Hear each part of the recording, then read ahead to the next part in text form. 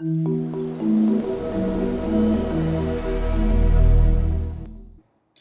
everyone, this is Professor Robert Solis. Welcome to this video lesson. We're going to be talking about basic electronics. So let's start off with this first slide. You'll see over here that we have the symbols for a power supply, for a resistor, for a capacitor, and also for an inductor. So power supplies provide voltage, and so in this case, direct current. So we would call this a DC current that's being applied to the circuit. In this case, it's a 5-volt power supply. Now, a resistor dissipates power because they resist the flow of current through the circuit. And as you can see over here, this is an example of a 3 kilo ohm resistor. And then we have capacitors. Capacitors store energy in the form of an electronic field. So voltage does not change instantaneously when the flow of electricity goes through a capacitor. And then finally we have an inductor. And an inductor stores energy in the form of magnetic fields. So the current also does not change instantaneously as current flows through the inductor. Alright, so resistors measure resistance with a unit called ohms. And so this is the symbol here for ohms. So if a resistor is 1,000 ohms, you can also write it this way, 1,000 with this symbol for ohm. Now, because there's 3 zeros, I can also write 1,000 or 1 kilo ohm, I should say. Now, in terms of capacitors, they measure capacitance in a unit called the farad. Typically, it's a capital F. Now, capacitors are really, really small. For example, this is a typical farad capacitor over here. So this is what, 1, 2, 3, 4, 5 zeros and then a 1. Well, that's the same thing as 1 microfarad. Micro meaning that if I were to take my decimal point right here and move it over 6 times, 1, 2, 3, 4, 5, 6, then that would be micro. If I were to move it over 3, for example, 1, 2, 3, then that would be millifarad. All right, inductors measure inductance with a unit called the Henry. And for example, here's an example of what do we have here? 1, 2, 3, 4, 5, 6, 100 microhenries. Or we could just say 0.0001 henries. And then in terms of the power supply, basically you have two options. You can either provide power in DC or in AC. DC stands for direct current, AC stands for alternating current.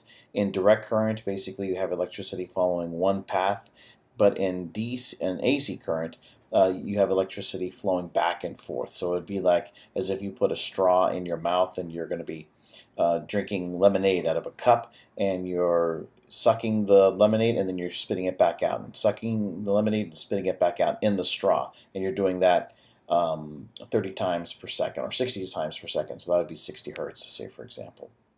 That's what alternating current is. All right. This is a description of a series circuit. So in a series circuit, basically you have a battery that's hooked up, in this case, to a resistor, and you can see the flow of the current goes around the circuit like this. So everything is in series. If I had another resistor, like say for example over here, and maybe another resistor down here, everything is in line with this circuit. So in this series circuit, the current, which is IT, standing for the total current, travels through the 3 kilo ohm resistor, and that also has a 5-volt drop. So this 5 volts is across this resistor. The total voltage drop, as you can see here, is 5 volts. And so therefore, if I wanted to solve for what is the current going through the circuit, you would do this. Let me write something down here, use the pen.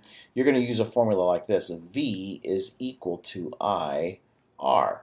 And so this stands for voltage, this stands for current, this stands for resistance. Well, if I wanted to solve for current, then I would just simply change the formula to something like this.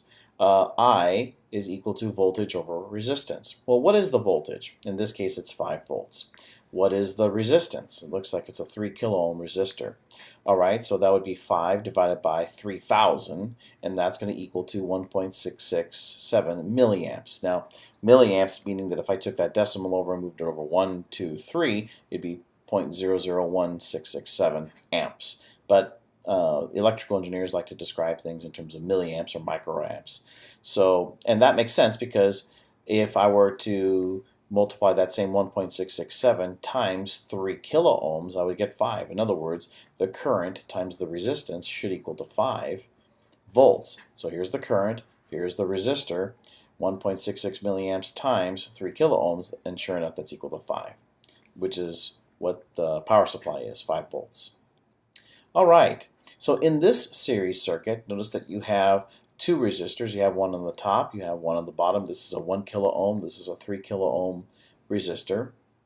So in this series circuit, the current IT is the same as it travels through the 1 kilo ohm and the 2 kilo ohm resistor. Think of this as like a faucet, and I'm shooting water, and water is going through this tube, and water is going through this tube. Well, the total current is still going to be the same. The amount of water that's going through this circuit is still the same if this were a water circuit, but this is of course an electronic circuit. All right, so the total voltage drop across both resistors is going to be 5 volts. So this is going to get a little bit of voltage. This is probably going to get a little bit of voltage as well. So the question is, what is the current? Well, we know that V is equal to IR. That's our formula. All right, so V, voltage, is equal to the current times the resistance. And so if we're trying to solve for current, that's going to be I is equal to V divided by R. And so we have the 5 volts, that's what the V represents. And then in terms of the resistance, well, we have to add both of those resistors together, 1 kilo ohm and 2 kilo ohms. So that's going to be 3. So this will be 5 divided by 3,000, because that's what the K represents. So 3,000 ohms. And that's going to come out to 1.667 milliamps. All right, so therefore, if I wanted to solve for the voltage, and if I knew the current times 1 kilo ohm, that means that 1.66 volts is going to be across this resistor. So this guy has a 1.66 volt drop across this resistor. And then for the other resistor, which is a 2 kilo ohm, well, that's V is equal to IR. I know the current, I know the resistance, so I multiply those two together, and I get 3.333 volts that are going to be across this particular resistor. If I add this plus this, then you're going to see that that adds up to 5 volts. So resistors that are added into a series circuit are going to have a little bit of a voltage drop. If I added more resistors, each of the different resistors would have a little bit of a tiny voltage drop. That must all add up to 5 volts. All right, now let's talk about a parallel circuit. This is an example of a parallel circuit. You'll notice that the resistors are in parallel with the power supply. So here's what happens. The current that's coming out of this power supply is going to be split. So IT is going to be split to I1 and also I2. In other words, this would be as if I had a hose and I turn on the water, and then I'm going to split the water over here and over here, say for example. So I'm going to go to these sprinklers and I'm going to go to these sprinklers over here, right? So at that point it splits. And so obviously the current is not going to be the same thing as the total over here or over here. All right, so in this parallel circuit, the voltage drop is the same for each of the different resistors. Since this resistor is parallel to this battery, so what's going to end up happening is this will have a 5 volt drop. This also has a 5 volt drop. So that's just the way it works out in parallel circuits. You have the same voltage drop as whatever the power supply is. All right, well, since we know that the current is split up, we know the voltage drop is 5 volts, we also know that this is a 1 kilo ohm resistor, so we can solve for the current. Again, we know that V is equal to IR, and if we solve for I, that's I is going to be equal to the voltage divided by the resistor. So 5 volts divided by 1 kilo ohm means that 5 milliamps are flowing through this particular resistor. So let me write that down. This guy has 5, I said milli ohms, but I meant milliamps. Right? That's 5 milliamps of current are flowing through this resistor. Now, in terms of this resistor, if I wanted to solve for I2, well, that, remember, this is V is equal to IR, and so therefore current is equal to V divided by R. So what is the voltage drop? We know that it's 5 volts because this is a parallel circuit. We know what the resistance is, so this is 5, this is 2 kilo ohm. So 5 divided by 2 kilo ohm, or 5 divided by 2,000, is 2.5 milliamps.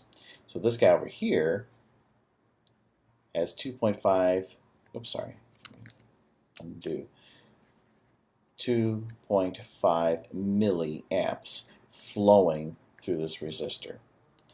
All right, so if I take the 2.5 milliamps, and if I also take this 1.5 milliamps, and then I combine them together, so IT is going to be the addition of those two, which is 7.5 milliamps. So this power supply is providing 7.5 milliamps of current. It gets split into 5 and 2.5 for these particular resistors. All right, so you can see here that here's another example of a parallel circuit. Now, these two resistors are in series, but combined they are in parallel with this power supply. Same thing over here. These two resistors are in series, but these two are in parallel with the power supply. So notice what happens. The current, I1, goes through two resistors. The addition of these two resistors, 1K plus 1K, is 2 kilo ohms, with a voltage drop of 5 volts over both of these resistors.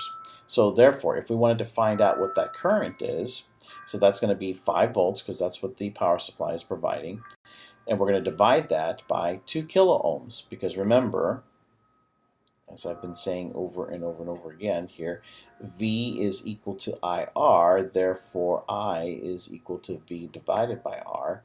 And so the voltage drop across these two resistors, that's 5. The resistance, well, I'm going to add these two, and that's 2 kilo ohms. So 5 divided by 2 kilo ohms, that's equal to 2.5 milliamps. So this guy over here, 2.5 milliamps of current is flowing through there. If I wanted to solve for the current for I2, again, that's going to be V divided by R. So the voltage across these is 5 volts. And then the resistance is 2 plus 2. That's 4K. So that means that I have 1.25 milliamps flowing through this part of the circuit. 1.25 milliamps. All right.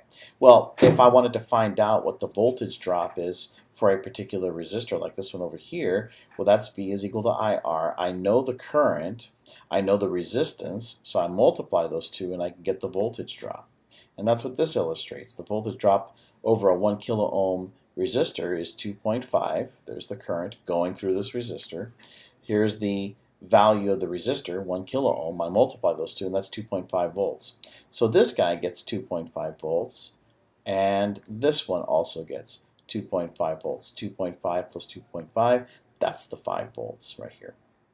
All right, and then similarly over here for these resistors, notice that I have 1.25 milliamps that are flowing through both of those resistors. That's going to be multiplied times 2 kilo ohms, and so guess what? If I were to perform that multiplication, this is 2.5 and this is 2.5 volts as well. And that's it. So this is Professor Robert Solis. I hope this video lesson was helpful. You have a good day. See you next time.